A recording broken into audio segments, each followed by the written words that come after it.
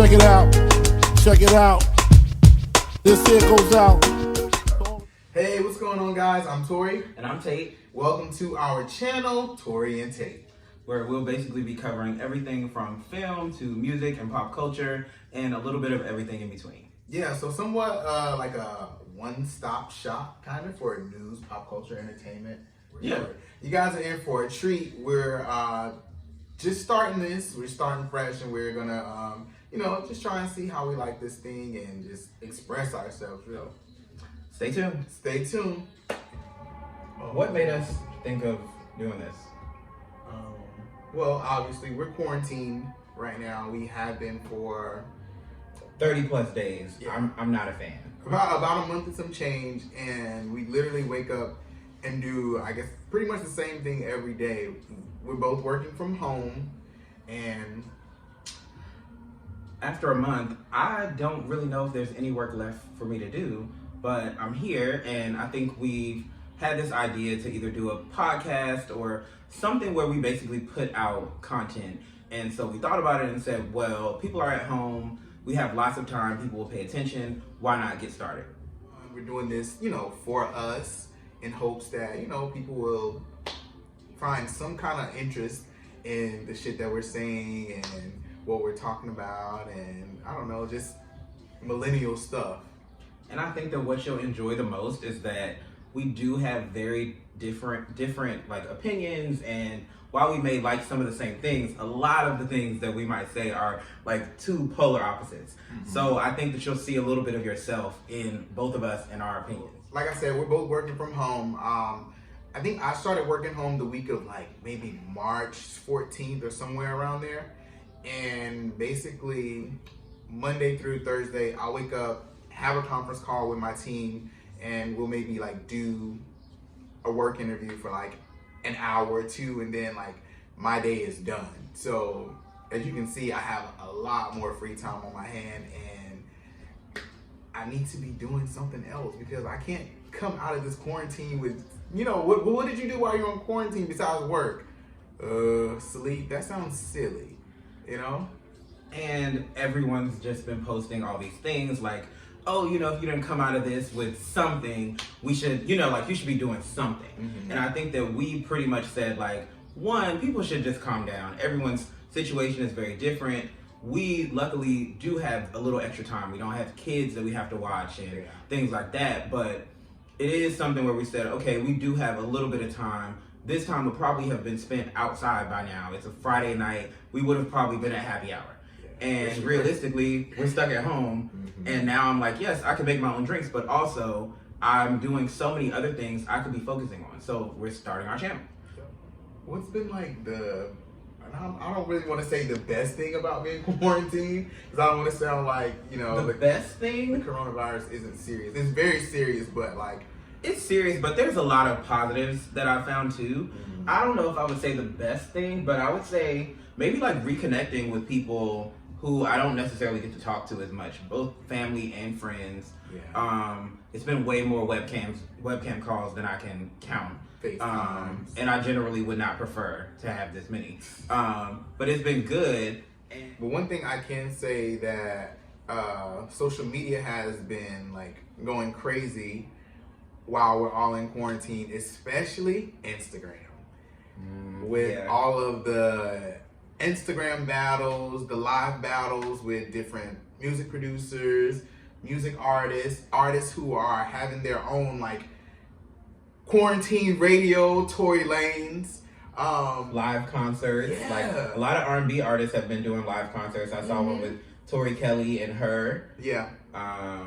It's been a lot of those, a lot of live concerts. Diddy did a live for charity, and a lot of the things that they're doing is they'll put their cash apps at the end for donations, which I think is interesting because people have been going live for as long as that feature has been out, which has been at least 2 years, and I've never seen anyone put their cash app at the bottom. They're like pin it, right? Yeah. But I think it's really good, the platform that Instagram has, that people have been able to use on Instagram because everybody's stuck in the house, so it's been very entertaining, especially like during the day. Instagram is crazy. You'll find like 10 people on live like at 3 people o'clock are PM. people are getting creative, but also people are not working, so they have lots of time to kind of do all these things. Just like the TikToks of the world, so many people are stuck at home with their parents and making them learn dances and things like that, and going viral, like creating challenges for popular songs like the Savage Challenge. And I love Megan Thee Stallion, but at this point, I don't even want to hear that song. I'm crying. Don't want to hear that song. But it kind of speaks to how powerful social media can be. What about, I feel like new relationships is something a lot of people have been, maybe they're not necessarily new. It seems like a lot of people's relationships have either like strengthened during this time. I have a lot of friends where they might have been talking to someone before this happened, and now both of them have so much less distraction. They're talking way more. They're actually getting into, they might have some fluff in between usually, but now they're actually talking about stuff that matters, like the future. And I think that a lot of this has gotten people thinking about, what will your life look like in a year, or in 3 years, or in 5 years? What would your life have looked like if you made the decisions that you wanted to before right now? Down to right now, I'm looking at my wall and I'm like, I should have bought that painting a month ago. But I didn't, and now I'm stuck waiting on it because I'm stuck in here and I want to decorate.